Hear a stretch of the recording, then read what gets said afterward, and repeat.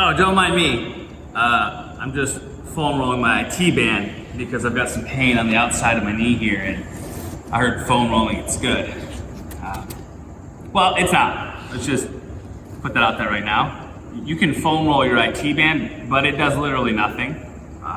You can leave a comment if you'd like to debate this with us. There's plenty of studies that show that you can't deform your IT band by rolling. It takes 9,000 newtons of force, that's about 2,000 pounds, to deform it by 1%. And that's on a cadaver. That's a dead IT band. It's not resilient, it doesn't have any blood flow. So think how much it would probably take for you to change that. If you could make changes with that thing, with a foam roller, if somebody punched you in the face, you probably would just disintegrate. But doc, it hurts so good when I do that. I think it's really helpful. Well, pain's not always a good thing, but I'm sure that it doesn't feel good because when we're rolling our quads out or doing anything, we tend to focus here. We have 4 quads. One of them is this giant muscle on the side here. Your IT band is this little thing that goes down the middle of it, right? It comes right through here. So when you're rolling it, it's more likely that big old quadricep that's causing your pain. What you can do, however, is roll out your glute and stretch your glute, since your IT band is kind of like a giant tendon to your glute max, right? Your glute max runs into it, it comes down and pulls, and if your hip abductors are weak, then your TFL, your tensor fascia lata, will start pulling, which is going to pull down here instead of up here. So those are some pretty good reasons why it probably hurts when you run, right? Or maybe when you squat. Typically when we're running, with elevation change usually, right? And it's pretty predictable. You can just do that with your foam roller, by the way. Just get rid of it for your IT band pain. Usually people are like, oh, when I run 1.5 miles or whatever it is to that person, it comes on predictably. Oh, if I'm going downhill, it's even worse. So we've got to change the way we're loading that, change the tight structures, strengthen the weak structures. I don't know where my lacrosse ball is, so I can find that. I think it's in my shoe over here. Got it. A little ill prepared, but we're here. So let's take a comprehensive approach to this knee pain that's not even being generated by the knee.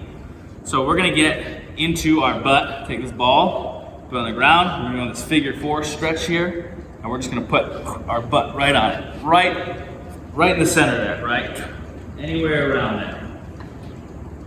And spend some time rolling, right? Spend 2, 3, 4 minutes here, whatever you have to do, like the pretty crummy spot right there. Do our contract, relax, get the brain involved, exhale, relax onto it. Come around, hit the side part.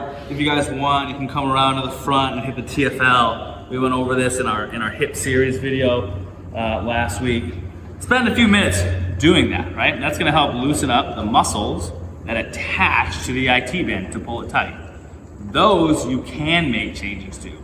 We'll follow up with a pigeon type pose to really kind of stretch that glute max, right? That glute max does hip extension and external rotation.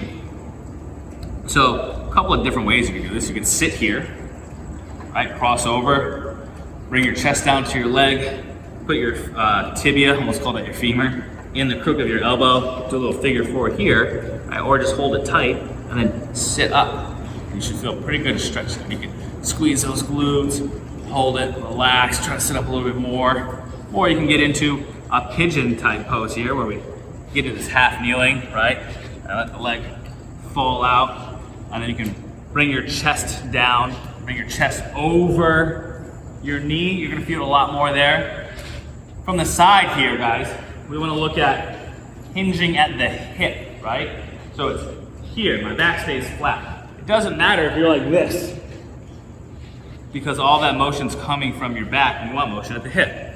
You can't stretch your hip by rounding your back, right? And the last thing I want to go over is how to do these crab walks or these lateral band walks correctly. So,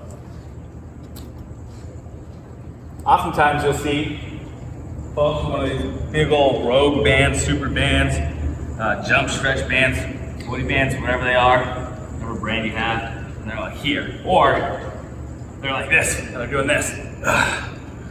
Oh yeah, I'm feeling the burn, right? So that's compensating pretty much every way possible. You only need one of these little thin bands, right? And instead of putting it at the knees, putting it below the knees, we're gonna put it at the feet like we did there. So put it just below your toes, get into the universal athletic stance, right? Where we got about 30 degrees of knee flexion, 30 degrees of hip flexion, and load the glutes there. Don't let the knees sink forward, grab the butt back, you should feel it on, right? And then we're gonna do little steps out, little steps in. Not dragging the foot. Notice I'm not coming up, right? So it's here, little step out, little step in, little step out, little step in. I'm not dragging my feet, I'm not kicking my leg out, I'm not doing any kind of crazy stuff. Little step, little step. And I'm putting my weight on that leg as I go. So I'm not leaning and trying to compensate there, right? So with that exercise, guys, you can start with 15 steps left, 15 steps right. 3 sets, see how it goes. If you don't get a good glute burn on, then go to a thicker band here. Chances are you have no need for that thick band. So like, share, tag someone who needs to see this, guys. Leave us a comment, let us know how it goes.